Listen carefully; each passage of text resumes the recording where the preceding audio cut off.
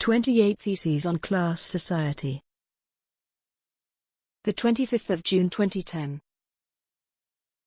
Bei Freundinnen und Freunde der klassenlosen Gesellschaft.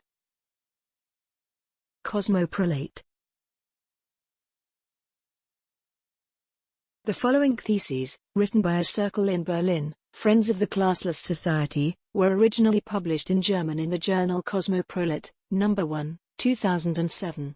In the editorial, the authors write, in the 28 Theses on Class Society, we outline the historical changes that the concepts of proletariat, class struggle, and revolution have undergone, while still retaining their validity. Just as we borrow the notion of the classless class society from Adorno, one finds in the theses a few things that, without attribution in every single case, have been plundered without fanfare from the texts of the critical communist tradition. One serious deficiency surely consists in the fact that we tiptoe around the concept of crisis, a problem particularly noticeable in our attempt to summarize the contemporary changes in class relations. The theses merely constitute the provisional state of our discussion process. We publish them in the hope of entering into debate with others who are struggling with similar problems. I. The triumphal procession of the classless class society. 1. The provisional result of the history of capital in its advanced zones presents itself as a classless class society, in which the old workers' milieu has been dissolved into a generalized wage dependency, everywhere proletarianized individuals, nowhere the proletariat, not as a recognizable group of people and certainly not as a collective actor, as the negative, disruptive side of society. Sporadic labor conflicts do not turn into class struggles in which the future of society is at stake, since the old proletarian movement has been absorbed without a trace into the dominant order, and a new movement is not in sight. 2. The classless class society is the child of the old workers' movement and the modern state. Time and again there were flashes of further-reaching moments within the class struggles of the 19th and 20th centuries, but the overwhelming majority of the workers were well served by organizations whose politics, regardless of all revolutionary rhetoric, amounted to achieving the emancipation of the workers upon the foundation and with the means of bourgeois society, in the trade unions as well as the socialist and communist parties of the Second and Third Internationals, who soon discarded revolutionary principles such as anti-parliamentarism and were ultimately thoroughly Stalinized. Only small radical minorities constituted an exception, such as the IWW in the USA, the anarcho-syndicalists, and the radical left in or outside of the socialist parties. Thus, the successes of the old workers' movement ultimately dissolved the old proletarian milieu to which it was anchored, a milieu whose indisputable heart was the factory, but which through workers' sports clubs, a workers' press, working-class neighborhoods etc. constituted nothing less than an independent society within bourgeois society. State social policies, from social insurance to urban planning, aimed at grinding down this milieu. In the case of Germany, the importance of National Socialism can hardly be overestimated, but its decline in all advanced countries is ultimately due to the capitalization of society, which allowed the emancipation of the working class from political disenfranchisement and material poverty. This historical development only followed the logic of capital insofar as this logic is understood to include class struggle. 3. Central to this confrontation is the conflict concerning wages and the length of the working day. Only the resistance of the workers forces a gradual decrease in the length of the working day and erodes the formerly overwhelming centrality of work to their lives, without ever really being able to transcend it. The capitalists can no longer increase exploitation, the extraction of surplus labor, by increasing the length of the working day. The resistance of the workers also prevents a decrease in wages. The value of the commodity labor power is rather decreased by reducing the value of the means of subsistence of the workers. This increase of relative surplus value means that the rate of exploitation, the ratio of unpaid to paid labor, can be increased even though the workers work shorter hours and can buy more with their wages. The triumphal march of reformism is based upon the possibility thus created of a partial reconciliation between capitalists and workers, since the former can continue to accumulate without the latter necessarily losing more, the latter in fact no longer being mere have-nots. As important as the history of colonial violence might have been for the emergence of capitalism, the wealth of the developed capitalist societies is not based upon super-profits extracted from the colonies, the super-exploitation of the workers and peasants in the so-called Third World, but rather in the enormous increase in the productivity of labor. Wages and profits are not a zero-sum game. Just as illusory as the contrary notion that this state of affairs is stable and free of crisis, generalizable and on top of that permanently expandable, until the society of capital is transformed into a workers' paradise. We are contemporary witnesses to the decline of this constellation to which this reformist illusion owed its power. 4. The same process expressed economically as the implementation of the production of relative surplus value and the resulting improvement of the material situation of the working class is consummated politically as the recognition of proletarians as citizens. The class state of the bourgeoisie mutates into a cross-class planner of society whose policies all members of society may, formally speaking, equally determine, initially through class political parties that gradually become people's parties. Just as the supermarket does not distinguish between bourgeois and proletarian customers, but rather only recognizes the buying power of consumers, so does the ballot box only recognize citizens. The life of the proletariat is increasingly mediated by the state, through its labor protection laws and welfare services, which are taken from a portion of wages and surplus value, thus resting ultimately upon the labor of the proletarians, its housing construction and its schools, and not to be overlooked, its investment and employment programs. Against anarchism, to which the state only appears as an external opponent, as secret police, as prison, in short, as force, the statist currents within the workers' movement assert themselves, correctly learning to understand and love this state with a proletarian face as also being their own creation. Whereas Italian fascism imagines itself as the proletarian nation, the German National Socialists declare the 1st of May a national holiday, and the new American industrial unions achieve their greatest success under Roosevelt's New Deal. Stalin constructs the fatherland of all workers, who once had no country. It is more than a mere side effect that with it the bureaucratic control of society is developed to perfection. Proletarian internationalism and the self-organization of the workers' milieu die out to the rhythm of the stratification of society that culminates with the nationalization of the masses and 2 world wars. 5. As the economic crisis of 1929 left bourgeois reason exposed and brought the golden 20s of social democratic reformism to an abrupt end, the ruling order in Germany rescued itself in the blatant insanity of race and the violence of the authoritarian state.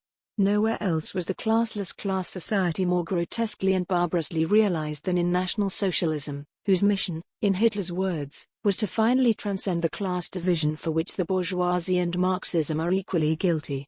Precisely because the antagonism between social classes remained untouched, it was displaced onto the Jews, who were perceived simultaneously as being proletarian internationalist as well as plutocratic finance capitalist saboteurs of the national community. The attempt was made to exorcise this displaced class antagonism by means of mass murder. Behind the mad ideological construction, that of the Jew agitating the German workers as a Bolshevik in order to triumph over the national economy as a stock exchange speculator, lurked not so much the naked dictatorship of capital over the German working class as rather the intent of integrating the German working class into the racial welfare state. As indisputable as it may be that the fascist state initially took aim at the workers' movement, it is undoubtedly so that it was able to extend its mass base to the working class. As racially privileged supervisors of millions of slave laborers, as the foot soldiers of the German War of Annihilation, as the beneficiaries of Aryanization, a considerable portion of the German proletariat was absorbed into the national community, which was consequently perceived by its victims not as a propagandistic lie, but as a veritable hell on earth. If Hitler was not a mere accident, and the racial imperialist war of conquest the last salvation of German capitalism, then the failure of the German working class does not lie in its insufficient defense of legality against the dictatorship so much as its inability to break out of precisely the very same democratic order that was racing full speed towards the fascist abyss. The historical tragedy consisted in the fact that social democrats and trade unions, after blowing the horn of social chauvinism in 1914 and beating the revolutionary minorities in 1918-1919, now had to yield to the national community to which they often themselves fell victim, and which resembled their own conception of a people's state in more than one respect, which was why the attempt by the trade unions to curry favor with the new rulers was not a mere gaffe by corrupt leaders. It was their own enthusiasm for the war socialism of 1914, for state direction of the economy, fatigue duty and national unity, that now turned against them, since they were, however atrophied, organizations of the working class which were now to be directly incorporated into the state. The time of balancing out antagonistic interests had expired in the great economic crisis.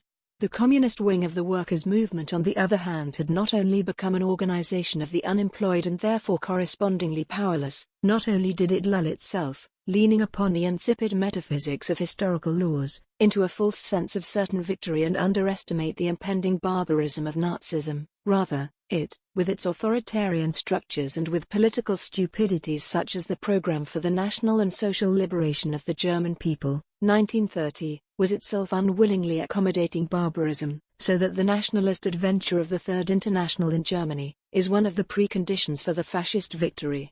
The workers had been educated to be fascists, since the KPD competed over a period of 10 years with Hitler for the mantle of true nationalism.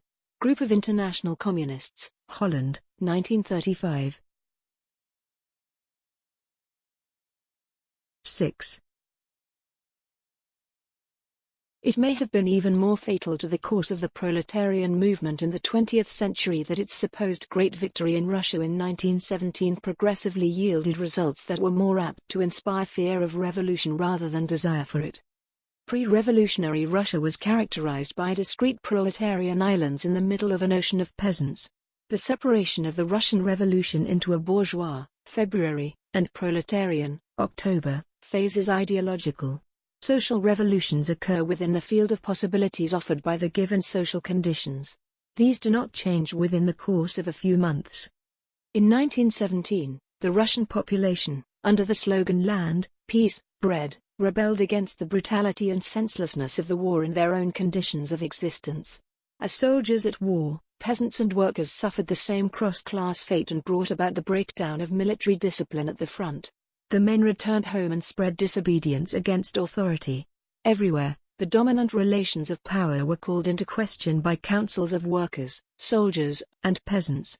Whereas a radical section of the factory councils rejected hierarchical decision-making structures, turned towards taking over production and distribution, and sought to coordinate between different workplaces, all of which attests to the presence of a communist current within the working class. The revolutionary peasants at best, in accordance with the historical particularity of the rural community in Russia, pressed for the creation of independent, autonomous, self-sufficient collectives, which implied the disappearance of the cities and a return to pre-capitalist relations of production.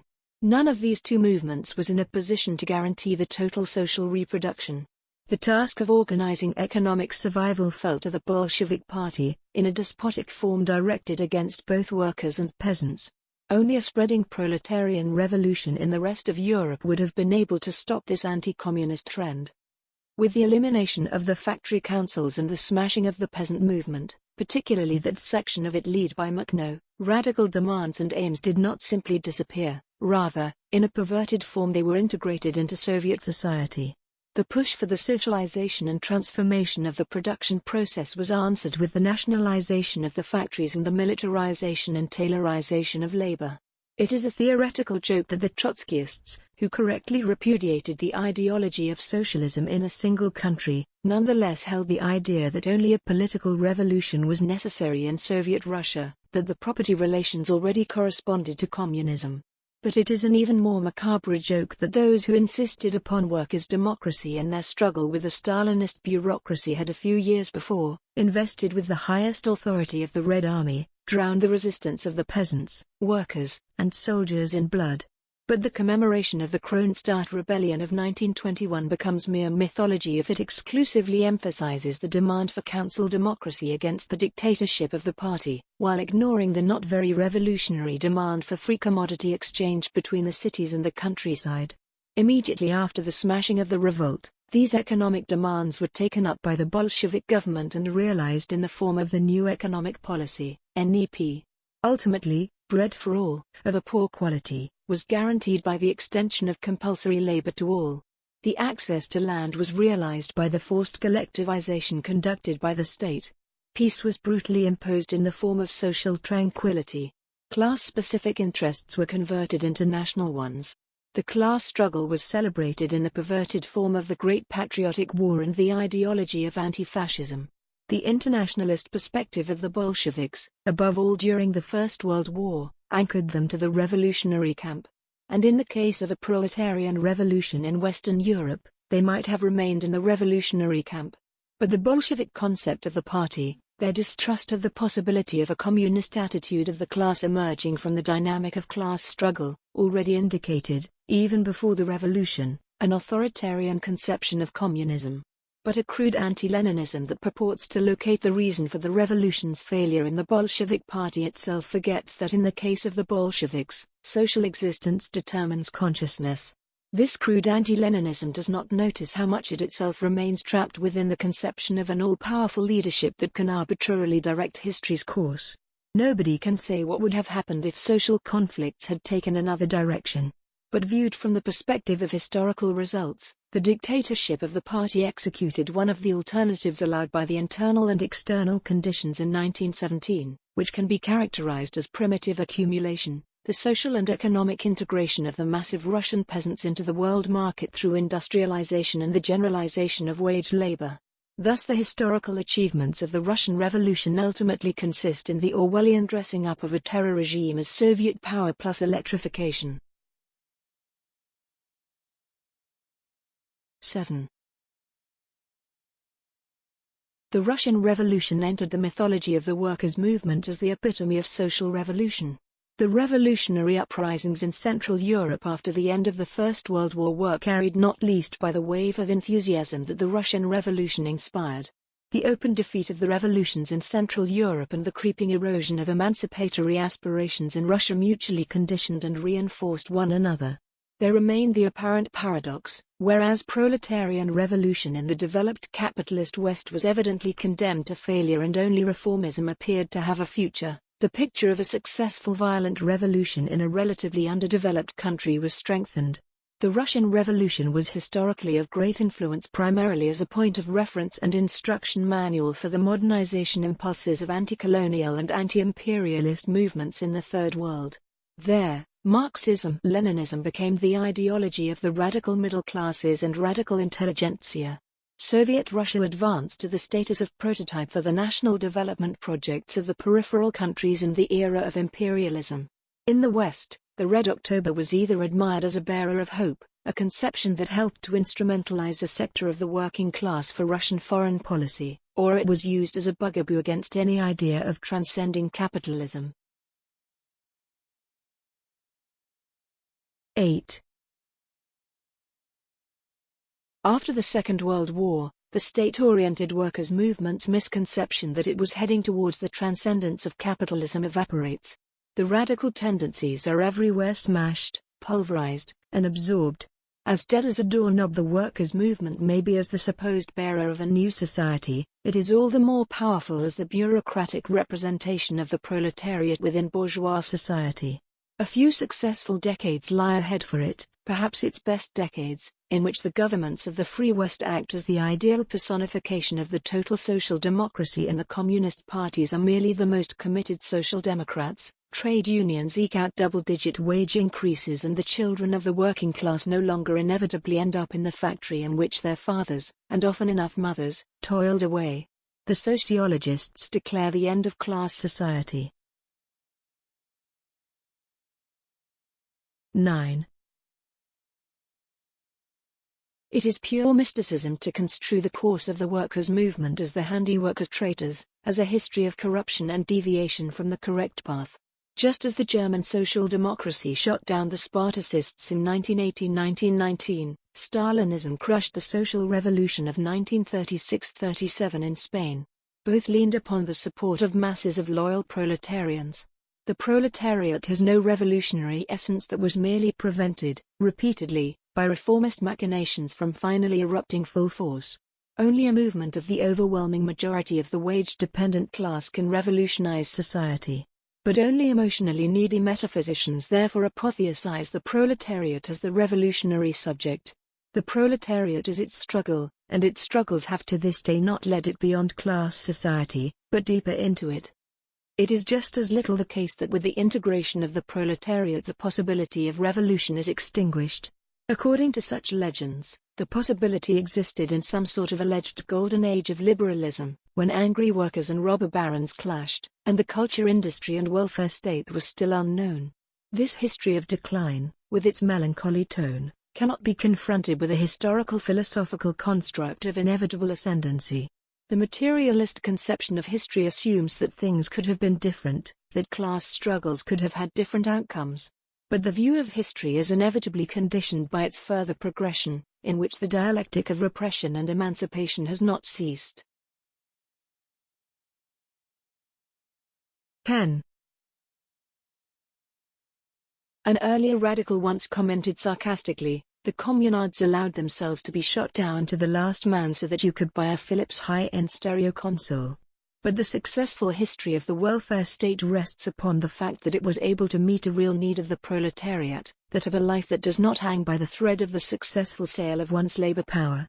The extension of the welfare state that occurred mainly in the period after the Second World War and the enormous increase in productivity of that time allow the starving pauper to disappear from the scene in Europe and parts of North America and pushes the material entitlements of the propertyless class to a level which is today a source of complaint, thus continuing a time-honored tradition for bourgeois ideologues on all channels.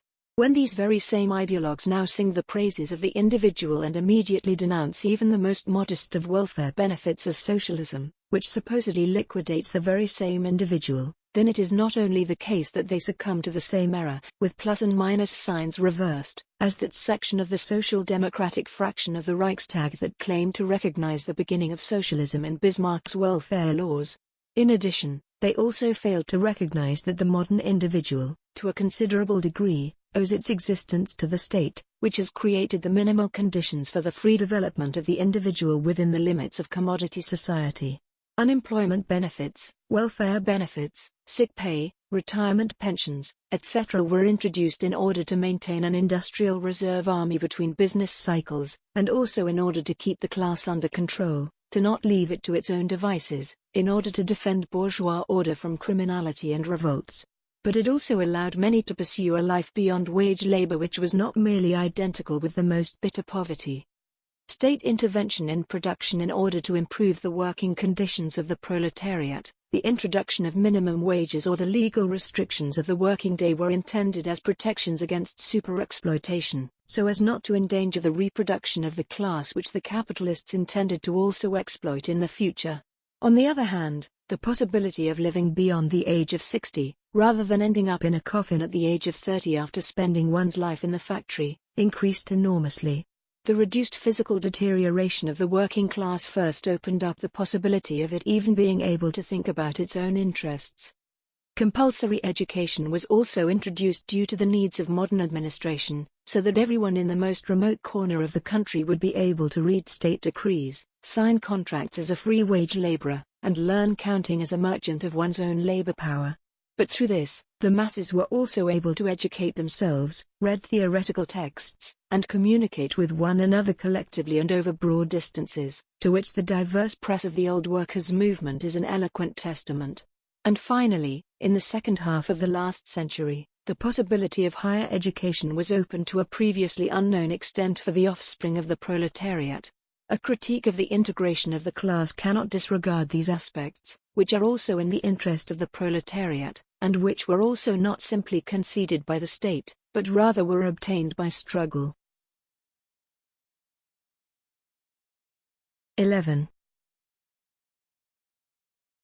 Among the divisions consolidated by the triumphal procession of capitalism is that between the spheres of production and reproduction, a sexually coded separation that, accompanied by all sorts of ideologies of legitimation bolstered by anthropology or biology, became a social model in the form of the bourgeois family. Even though in the 19th and early 20th century the great majority was dependent upon the income of women, and often enough, children, the ideal of a gender-specific division of labor with a male breadwinner prevailed. The proletarian milieu was no exception.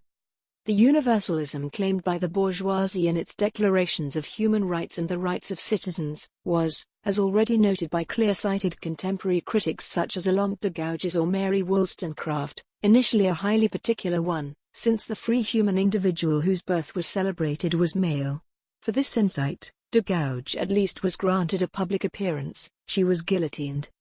Education in public schools and universities, the participation in political life, as well as the right to private property were denied to women far into the first half of the 20th century in most metropolitan countries, and had to be obtained through struggle.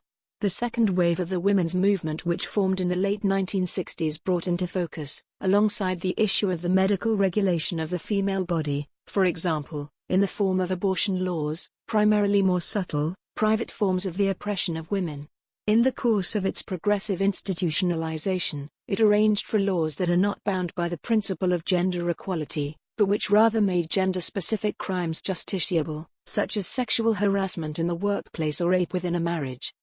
Optimistically, one could believe that the emancipation of women and their achievement of the status of bourgeois subjects has been concluded.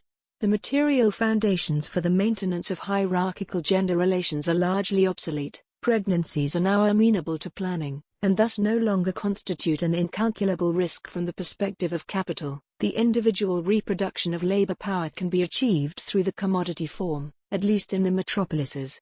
And in fact, the tolerance for lifestyles that do not correspond to the traditional bourgeois family model has grown considerably, although the resounding cry, predictable in times of crisis, of back to the kitchen and the demographically motivated appeal to female academics to please have more children, as well as a glance at various executive bodies, tell a different story. Today, women are subject to all the tribulations of existence as owners of labor power, but on average they earn less than men, often work part-time, and primarily in the service sector. The boom of the service sector in the last few decades is not least due to a strengthened capitalization of the reproductive sphere. But just like before, an overwhelming percentage of unpaid reproductive labor is performed by the proverbial doubly burdened women. The production of ideology concerning gender difference and the characteristics and abilities allegedly arising from it has also in no way come to a standstill. Rather, sociobiology, which derives every last quirk from hunter-gatherer society, is experiencing a renewed heyday and is a fixed component of everyday consciousness. The question of whether the liberation of humanity from its sorting according to chromosome sets can still be achieved on the foundations of bourgeois society is not least a question as to the tenaciousness of this ideology.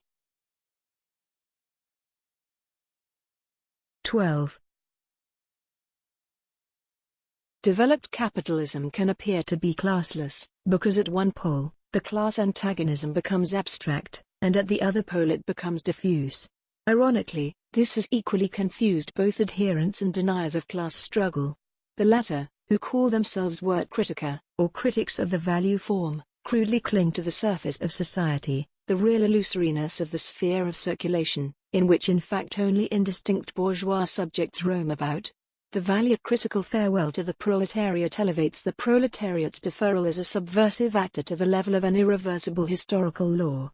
The only consolation is that offered by the yearly prospect of an immediately impending collapse of the commodity-producing system. Amen.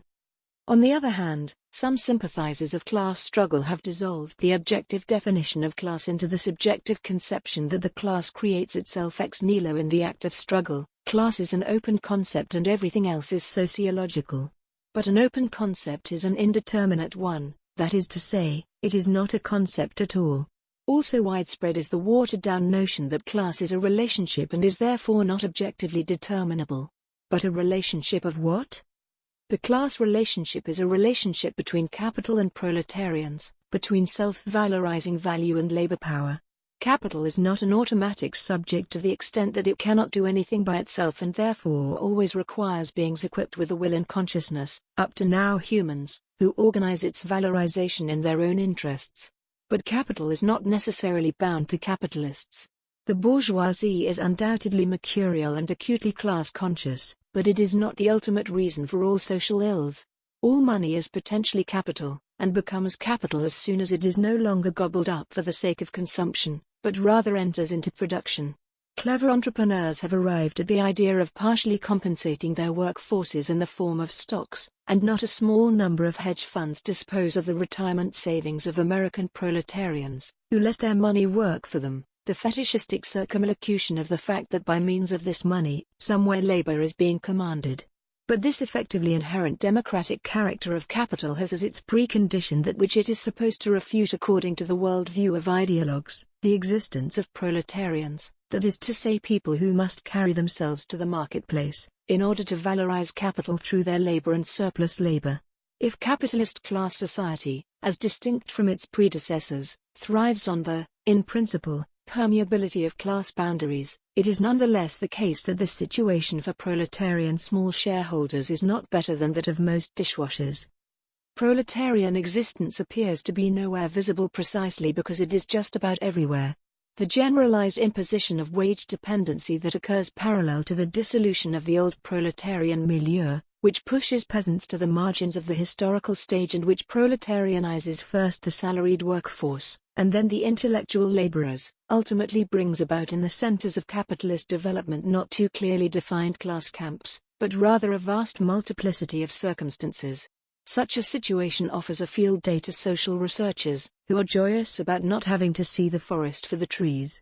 Class here and today does not describe a collective actor with possibly revolutionary intentions, but rather simply the largely generalized compulsion of selling one's own labor power, a compulsion that managers, albeit formerly wage laborers, are scarcely subject to after spending at most 2 years on the board of directors.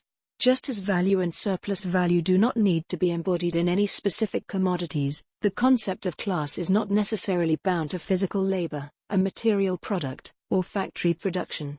One doesn't need to have a high opinion of the blithe immaterially producing multitude of Professor Negri. One must not be a friend of the left academic schema of Fordism, every man in the factory, and post-Fordism, everybody at home alone in front of the computer, in order to recognize in the discourse of the centrality of the factory precisely the narrow conception of class which is as dead as a duck, and which certainly will not serve to win the final conflict.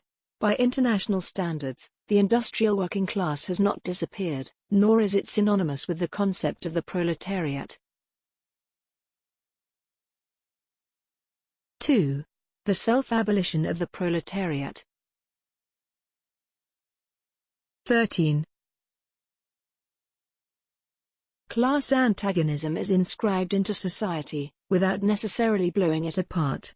The individualized sellers of labor power constantly experience the fact that they must band together and struggle in order to avoid going completely to rack and ruin. The conditions of exploitation must be constantly renegotiated, and it is only by association that a few workers can selectively transcend their mutual competition. But the legendary transition from class in itself to class for itself cannot emerge through immediate interests, not by the generalization of any demands, since these remain necessarily bound to capital and therefore to that which imposes fragmentation upon the proletariat as its natural condition. Class consciousness does not consist in the recognition of being a class, but rather in the knowledge of no longer having to be one. Revolution does not consist in the victory of the proletariat over the bourgeoisie, but rather in the self-abolition of the proletariat. Wage laborers can only unite at all into a class for itself, in order to abolish themselves as a class, through the complete negation of fragmenting private property, through the interest of not only appropriating the operational means of production, but also the social process of reproduction in its entirety, and that necessarily means, on an international scale. Werner Imhoff. Socialization through capital remains contradictory, since that which connects people also separates them.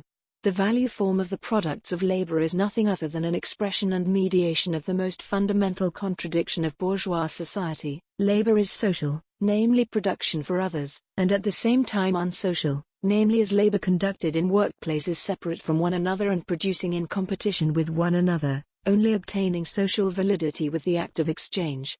If the proletarians would merely take over their respective workplaces, while still maintaining exchange relations between these workplaces, then production would not really be social, and the workers would continue to foist all of the contradictions of commodity society upon themselves, in a self-determined way, as it were. Emancipation would be nothing less than the world commune, in which private property has yielded to the collective organization of life. However, One should not burden revolution with the false promise of dissolving the realm of necessity into nothing but play and pleasure. Just as little will this realm of necessity persist in its current abstract opposition to a realm of freedom emptied of any possibility for shaping the world. The decisive step forward would be a form of production whose purpose we can recognize as ours. With the establishment of a rational universality, the basis for the state would also no longer apply, since the state enforces only a false, repressive universality on the basis of competing private interests, or in the words of a far-sighted friend of the classless society, only when the real, individual man reabsorbs in himself the abstract citizen, and as an individual human being has become a species being in his everyday life, in his particular work, and in his particular situation, only when man has recognized and organized his own powers as social powers, and, consequently, no longer separate social power from himself in the shape of political power, only then will human emancipation have been accomplished. Marx, on the Jewish question. 14.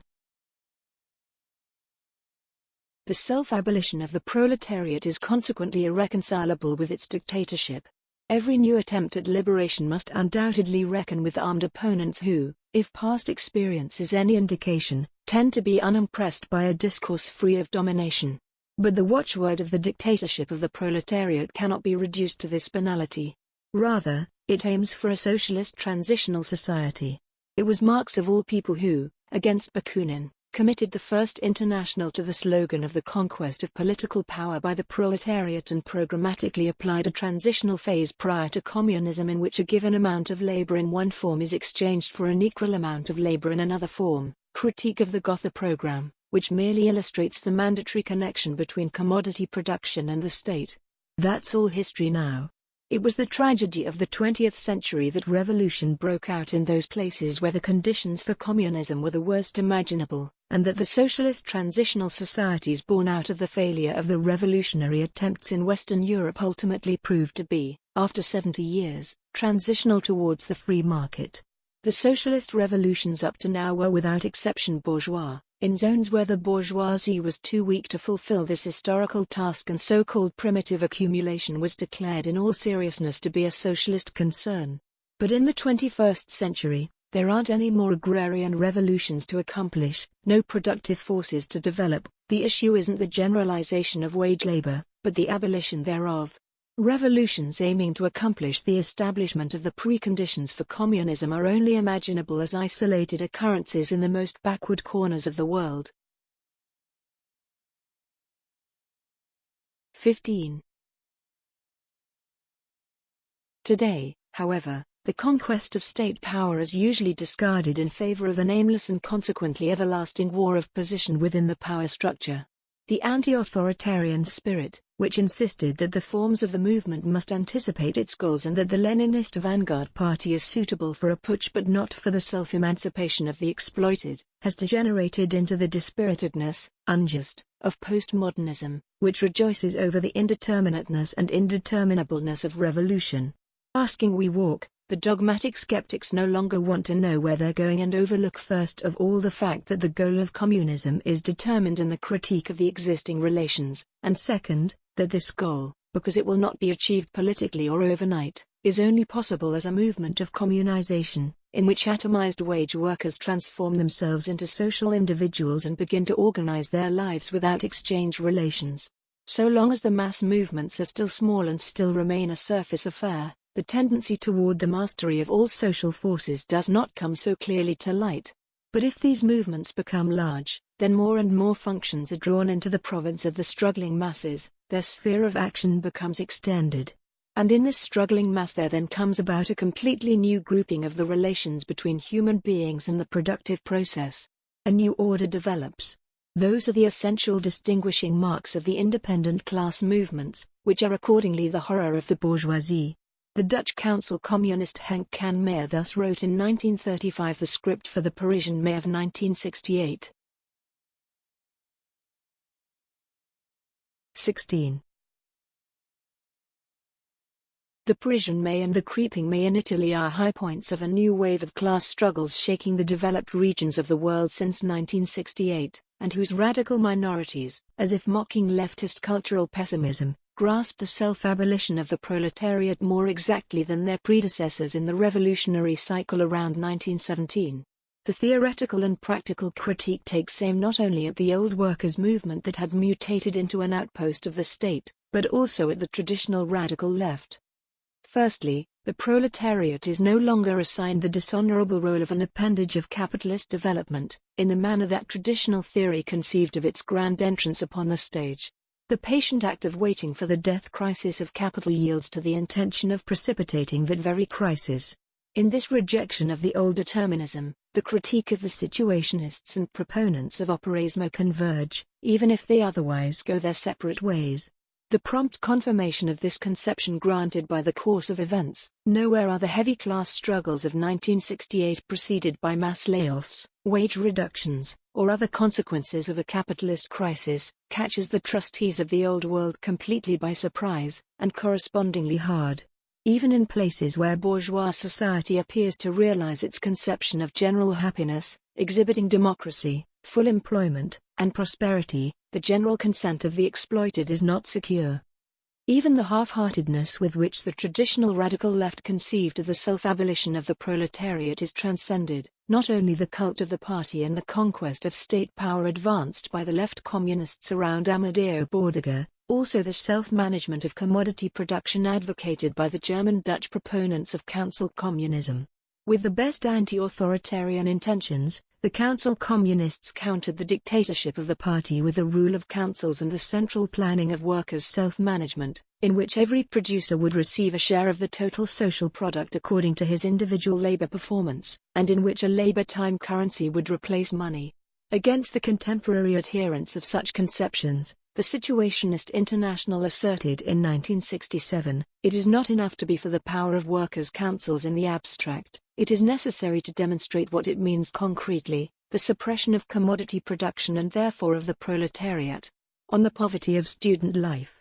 That the Situationists were in no way alone in this, but rather that all advanced subversive elements around 1968 were characterized by this insight, points to the fact that this insight simply owes its existence to the higher level of capitalist socialization, which can directly turn over into communism. The theft of alien labor time, on which the present wealth is based, appears a miserable foundation in face of this new one, created by large-scale industry itself. As soon as labor in the direct form has ceased to be the great wellspring of wealth, labor time ceases and must cease to be its measure, and hence exchange value, must cease to be the measure of use value. The surplus labor of the mass has ceased to be the condition for the development of general wealth, just as the non-labor of the few, for the development of the general powers of the human head. Marx, Grundriss der Kritik der politischen Ökonomie. 17. Taking the contradiction between forces of production and relations of production as a point of departure has fallen into disrepute, and not without reason. In its most vulgar version, this contradiction was so understood that the victory of socialism was guaranteed by laws of technological progress. A milder version dispenses with this certainty of victory, but still perceives the apparatus of production existing in the here and now as a harbinger of socialism, the introduction of socialism requiring merely a change in the title of ownership. Against this, operaismo proceeded from the mass experience of the factory workers, which did not directly present the organization of labor and machinery as allies on the road to socialism, but rather as sheer despotism. The notion that beneath the external shell of capitalism a knotless productive apparatus has matured overlooks the fact that the aim of surplus value production is incorporated into machinery and the organization of labor. But as opposed to the green turn of the contemporary left, which perceives every hint at the potential of the achieved level of the mastery of nature as an expression of a straw man called traditional Marxism, workerist critics were well aware that the development of the productive forces does not exhaust itself in the concrete manifestation of the factory, and that it can serve the producers under other social relations. Thus, in 1969 the Comitato Operaio di Porto Marghera noted that the quantity of accumulated science is so great that labor could immediately be reduced to an incidental fact of human existence, rather than being declared the foundation of human existence. 18. In late capitalism, The contradiction between forces of production and relations of production intensifies furthermore in that figure already familiar to the old workers' movement as the opposition between guns and butter, and which Guy Debord referred to in 1967 as the tendency of use value to fall. Not only the internal life of the shop floor, but also its output increasingly bears the marks of the inverted social form. If Marx could still celebrate industry as the open book of man's essential powers, the products of labor have in the meantime become direct pieces of evidence against the society that generates them. The anachronism of capital becomes tangible in its products, which are of no use for a liberated humanity, and which are disagreeable to unliberated humanity. The gap between possibility and reality has never been wider than it is today, where the bulk of proletarians worldwide vegetate in misery, while the productive capacities of global society have long ago rendered material poverty superfluous. What is tedious about the pacifist ministers is ultimately not their declaration that for the price of a single atomic bomb, 5 hospitals could be built, but rather the naivete with which they attempt to apply human aims to an antagonistic society. For class consciousness, this development means that the knowledge that one creates the world through one's labor no longer generates pride in increasing numbers of workers, but at most embarrassment, or a justified hatred for a society that condemns them to be producers of garbage. This is the rational moment of the slogan of the struggle against labor that could be heard around 1968. 19. Nevertheless, the global wave of class struggle that broke out in the late 1960s in the advanced capitalist centers should not be falsified in the manner of revolutionary mythology into a movement for the conscious abolition of the old world. Only minorities wanted to finish off capital, and only a minority within this minority understood what they were talking about. Alongside these most advanced elements, all sorts of dubious figures crawled out of the dustbin of revolutionary history. Lenin and Mao coming together with anti-imperialism and the self-management of wage slavery, and to make the confusion complete, revolutionary reason and left ideology merged often enough into curious hybrid beings such as anti-authoritarian Maoism and Leninist operaismo. The modern concept of social revolution that flashed in the advanced currents of 1968 was never more than a weak tendency in a time of great commotion. The real movement of the wage laborers, however, consisted in terminating the beautiful dream of the classless class society by literally taking it seriously. Driven primarily by hatred for stupefying drudgery, hatred for the harassment on the assembly line, and hatred for the existence as human material for the restless process of valorization, the workers desired, if not everything, then at least more wages and less work.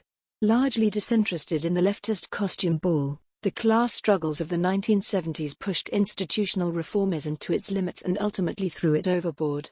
Autonomy, the keyword of those years, meant wildcat strikes, or striking with the union, but without regard for losses.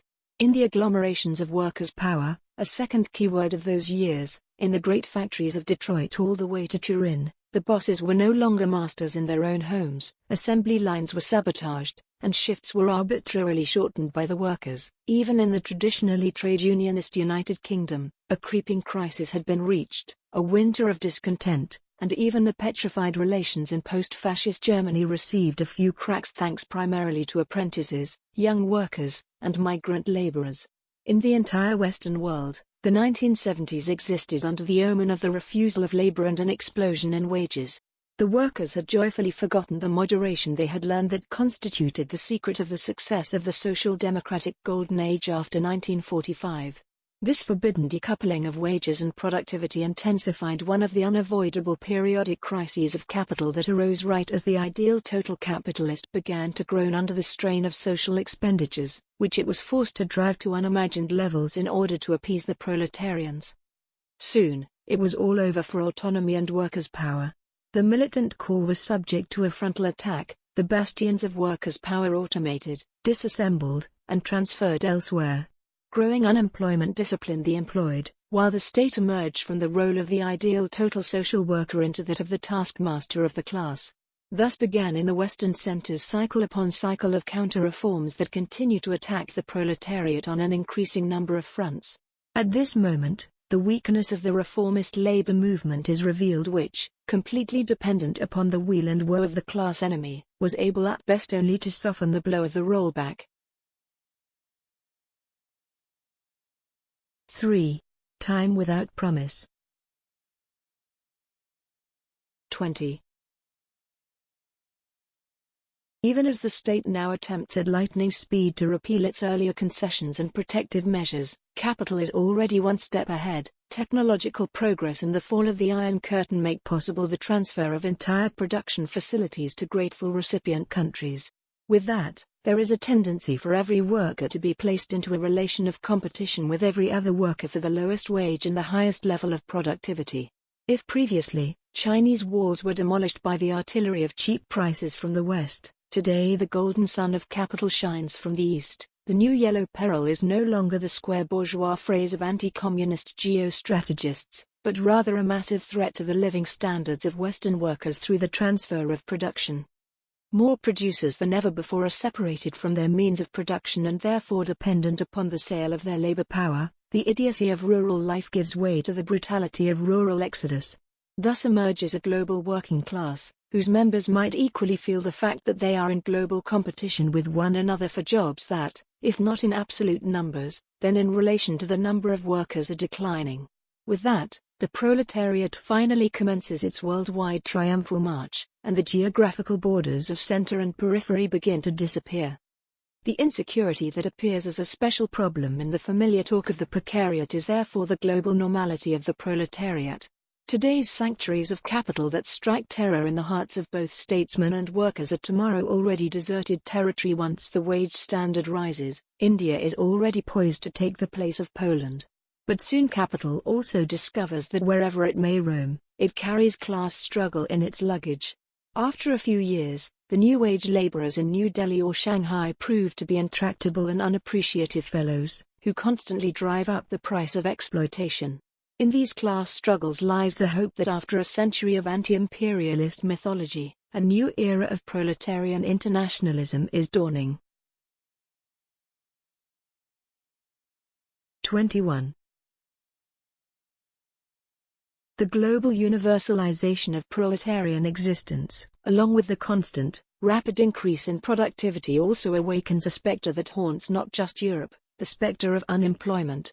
All the political powers of the old order have indeed entered into a holy alliance to exorcise this specter, which suits the class that owns the means of production just fine. The hopelessness of this endeavor, forthrightly admitted by the agents of the state when they speak of base unemployment, nonetheless does not prevent them from attempting to force through at a breathless pace the utopia of full employment, nor does the fact that the earliest cultural and religious traditions of humanity regard work as a curse. What unites workers and the unemployed is permanent fear. In regions with an as yet reasonably well-stocked social welfare system, the state is still the central object of a jealous love-hate. The mistrustful and rejected nostalgically pine for the politically and economically caretaking patriarchs, but the latter brush all indulgence aside and insist upon the discipline required by the system of wage labor in order to realize its program, extirpating idleness, debauchery and excess. The more the welfare state is needed, the more impossible it becomes, and the struggle against unemployment necessarily turns into a struggle against the unemployed. To the extent that the tired remnants of the old workers' movement even raise an objection, it is built on sand, namely, the acceptance of the very system of wage labor, the flip side of which is unemployment, and which drives every human need through the needle eye of financial feasibility. The seduction of idleness, which is thereby completely forgotten and nonetheless felt instinctively by all, comes to the fore, alongside the vague recognition of its own possibility on the basis of the development of productivity, in another political model, a little bit for everyone, and provided by the state. In the conception of the movement for a guaranteed income, capitalist society is transformed into a giant charity ball. The recognition that full employment is illusory as well as undesirable leads to an even more grotesque illusion, the dream of the state as a super-paternalist, expected to abolish the compulsion to wage labor that constitutes its own foundation by generously distributing money. 22. As a mirror image of the emergence of new working classes in the hitherto existing periphery, the phenomenon of immiseration, long believed to have been transcended, returns to the old centers. A phenomenon is revealed for the entire world to see that was initially defined as follows: accumulation of wealth at one pole is, therefore, at the same time accumulation of misery, agony of toil, slavery, ignorance, brutality, mental degradation, at the opposite pole. Marx, Capital. If the absence of such living quarters in the metropolises allowed colonial pride to linger on, their massive presence in the periphery was taken as a sure sign of the periphery's backwardness. With the present-day coming home of the slums, it becomes clear that one could not exist without the other. As much as the helpless talk of the lower classes attempts to preserve the elevator model of the permeability of social class that existed in the golden years, the less believable such a possibility becomes. The entablature is creaking and the lift is out of service. Sobered by the placations of the past, those left behind experience the dawning realization of their own superfluity, which is discharged in rage-drenched eruptions beyond useless supplications addressed to the state. The peak of this development up to now has been the revolts in the French banlieue. The state with its established instruments of representation stands helpless against this segment of the proletariat. Now and then the old brigade of social workers can help, but they increasingly find themselves playing the role of comic relief from the lessons of real life. Every attempt at integration of this segment miscarries because the state cannot find it in any potential labor force to capitalize. Nothing can be offered to these enragés. They can only serve as a bugaboo to others. They serve to demonstrate either the misery of poverty or the state's monopoly of force. The informal economy of the superfluous human beings exhibits all sorts of inventiveness, but persists alongside the production of social wealth. As a consequence, their struggles, in which they build connections of solidarity against the nihilism of everyday life, occur apart from any possibility of taking control of production. This rebellious rabble, Sarkozy, of the modern world are equal to Luddites, from whom the machines were wrested. They embody the tendency of capital to generate a gigantic surplus population. A large part of the global proletariat is cut off from regular production and is only partially needed as a reserve army of labor, whereas others toil until they drop. Reform struggles for the redistribution of labor, which could alleviate this lunacy, constantly run up against the limits of capital. Capital is in no way predisposed to reproduce more people than is necessary. Rather, it pumps more surplus labor out of an increasingly small number of proletarians. The future of the class as a whole depends decisively upon the ability of the superfluous to make their situation the point of departure for a generalized social movement. The actions of the piqueteros in Argentina point in this direction. 23. As a result of capital's frontal attacks, the trade unions have fallen into a manifest crisis, even if as yet only extreme liberals go so far as to demand their complete abolition. A sign of this crisis is not only the abundance of defeats in individual struggles, but also a fact that touches upon the substance of the trade union. The members are walking away in droves. But the increasingly small workforce of the core industries still follows the trade union when it here and there issues a call to struggle against privatization, wage cuts, and plant relocations. These struggles do not even aim for an improvement in living conditions, and remain, with demands that fall behind the standards of the bygone welfare state to which they are oriented, purely defensive struggles. But they are still better than a graveyard peace, even if they just amount to a desperate rearing up. In individual cases they can still frustrate the interests of capital, and above all constitute a final reminder of the idea of not having to accept everything without a struggle, as well as serve to amass experiences of solidarity. The extent to which these struggles merely constitute a defense against the attacks of capital and the threatening deterioration of living conditions is illustrated by the fact that the sole aim is mostly the prevention of the worst possible scenario in the case of an announced plant closing. Such a hopeless struggle is concerned with the maintenance of one's job at any price, which leads to the concession of drastic wage cuts, and with the financing of safety nets or the level of severance pay. In an emergency, people struggle for their workplace, an approach which in its immediacy exhibits some realism. Without an alternative social perspective being exhibited in other workplaces or anywhere else, it would simply be quixotic to strike a workplace to death or reject a severance proposal in order to play the role of the martyr. Nonetheless, despite its declining social significance, which is expressed in this confinement to defensive struggles, the trade union as such is still not dead.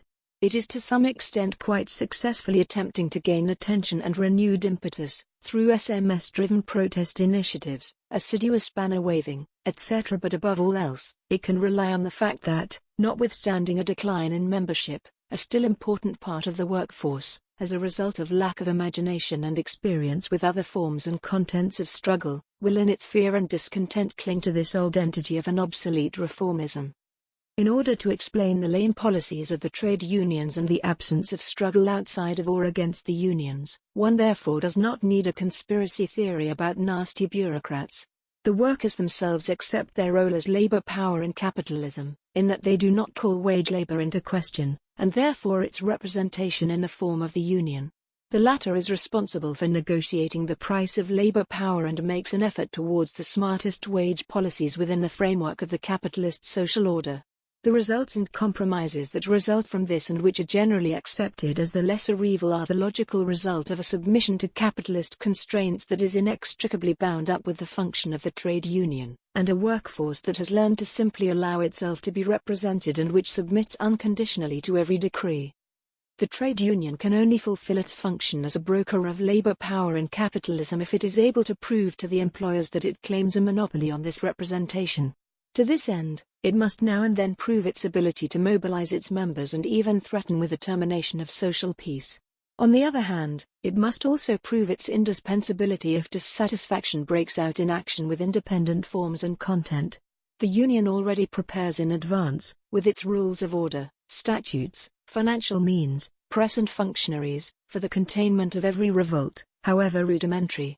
But should revolt break out, then trade union decrees must be imposed from top to bottom, and the union assumes the role of a force of order against strikers, and arranges for the re-establishment of social peace.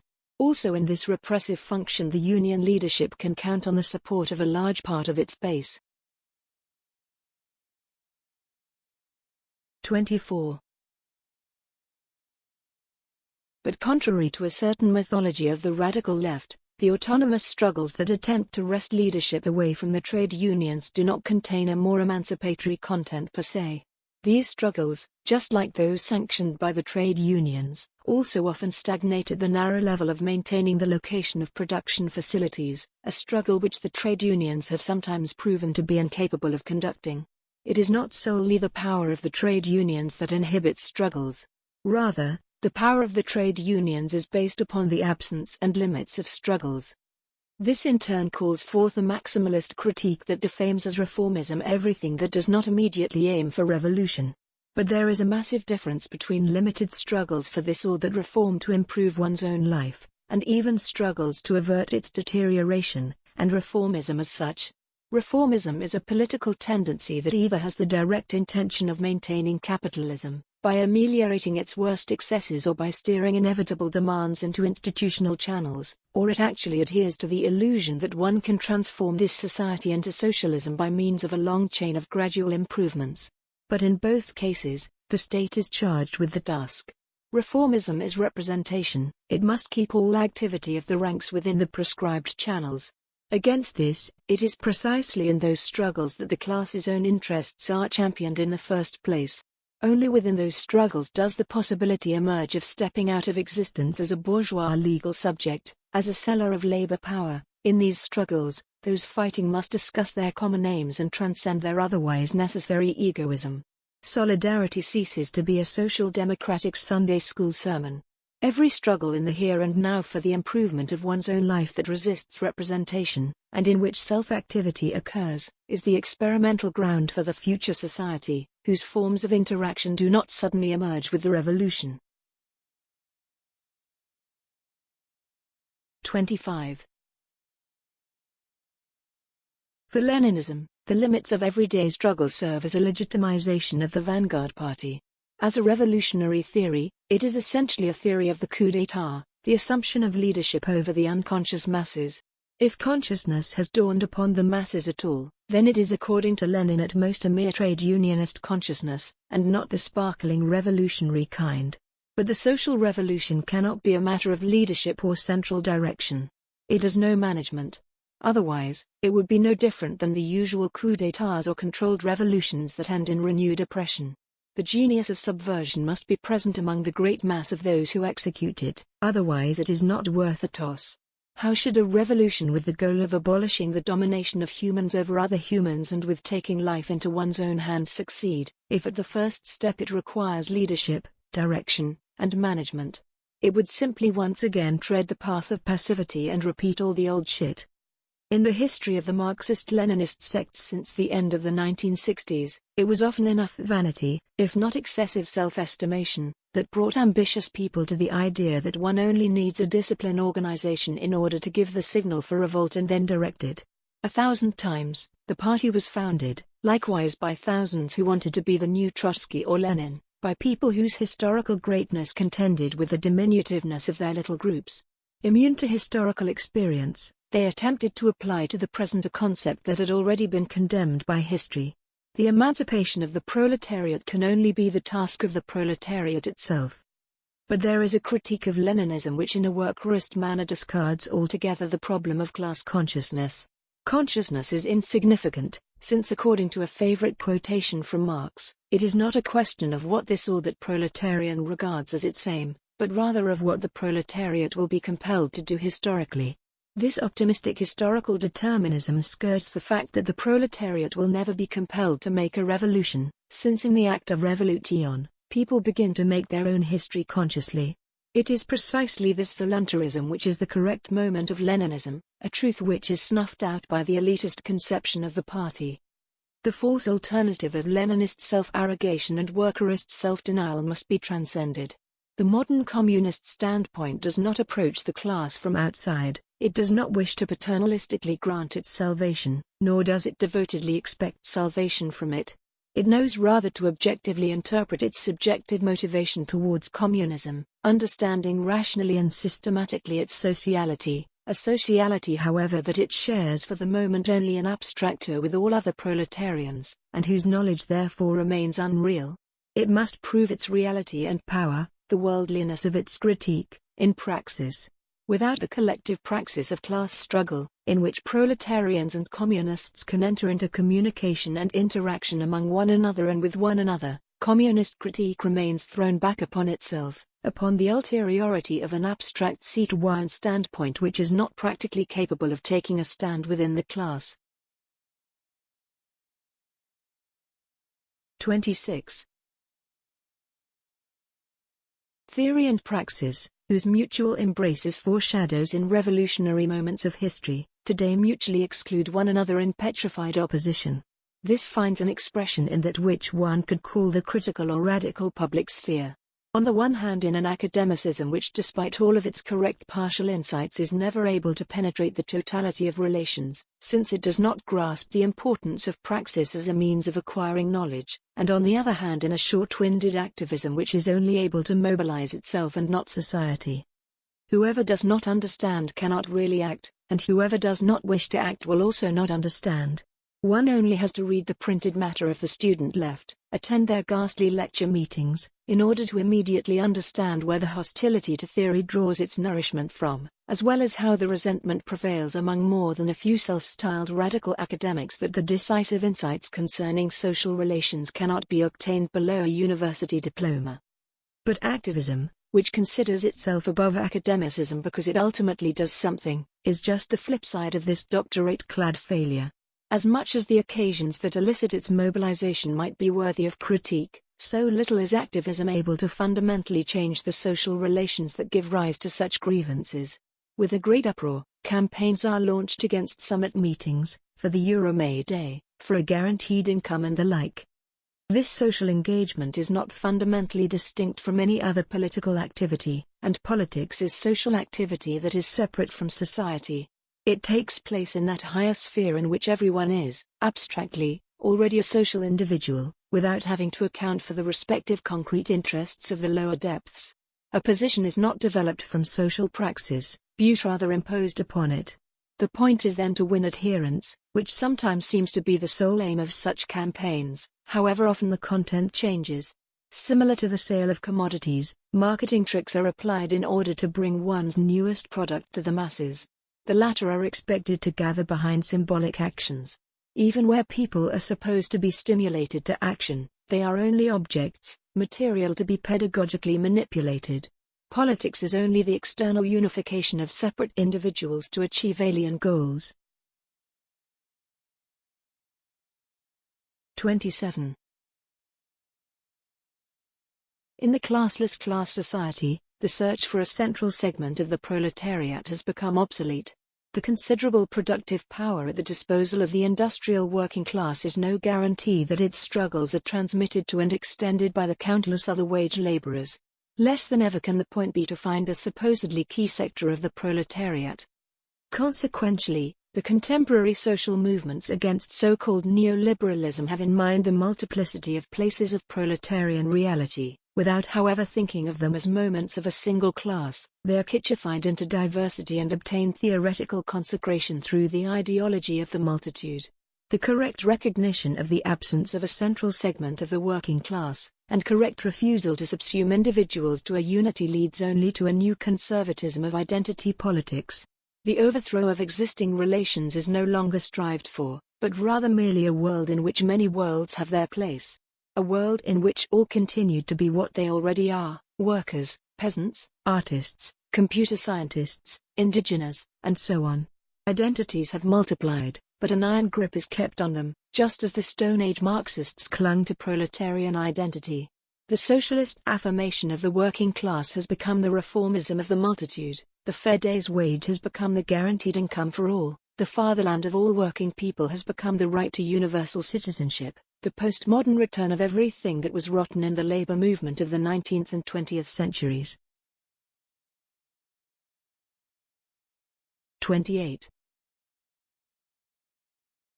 The modern communist perspective, which does not wish to maintain the proletariat for eternity, but rather to sublate it, that does not want to distribute money more justly, but rather to transcend it, that does not wish to democratize the state, but rather to abolish it, appears ludicrous alongside the countless leftist attempts to re-functionalize these social forms in a more humane manner.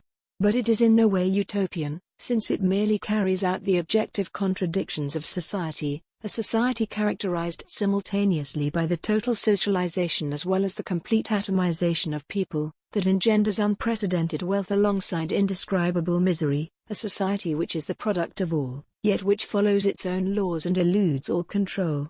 In contrast to the academic left, the communist perspective refuses to repeat really existing reification in the realm of theory, whereas confused professors mystify society with terms like power, structure, and discourse. The communist perspective sees only the work of humans, determinate forms of social practice that can be transcended. Communist critics of the existing conditions perceive themselves as separate from the overwhelming majority of proletarians, and initially they are. But to exaggerate this separation by declaring the critique of society to be an enormously difficult affair means denying the basic experience shared by all from which communist critique emerges, and above all it means denying that today, justifying the existing conditions requires far more effort than refusing them. The contradictions of society that critical theory attempts to conceptualize are experienced by all, and secretly recognized by many. The power of ideology is rooted neither in the supposed impenetrability of social relations, nor in the ignorance of individuals, but rather in the fact that it rationalizes the domination of capital, individuals' repression of their own needs, as inevitable destiny, therefore making it more bearable. Since other social relations are blocked, everyday consciousness acquiesces to the existing conditions. Attempts at enlightenment, that attempt to help people along with good arguments, remain therefore powerless. It is an old misunderstanding that Marx initiated class struggle, even invented communism. Class struggles preceded their own theorization and expressed the possibility of communism, which was reflected by theory and carried back into the struggles as a sharpened position. Even today, proletarians must make the first step in order to develop a desire to understand and ultimately transcend the existing relations. That which appears absurd to powerless, atomized individuals becomes conceivable as soon as collective action destroys the illusion that relations are immovable. Sometimes, cowards become rebels and people who have never read a single line of Marx become the best communists. The avant-garde is comprised simply by those who do the right thing at the right moment and therefore shine a light upon the possibilities that lie in the petrified relations. For the dispersed malcontents who come together at dismal times in communist circles and occasionally compose long theses, this means firstly, that they must refuse to proceed tactically, vie for credibility and chum up to others by means of realistic programs in order to transcend their separation from the mass of wage laborers. Adaptation to false consciousness has never changed it. Hans-Jürgen Krahl.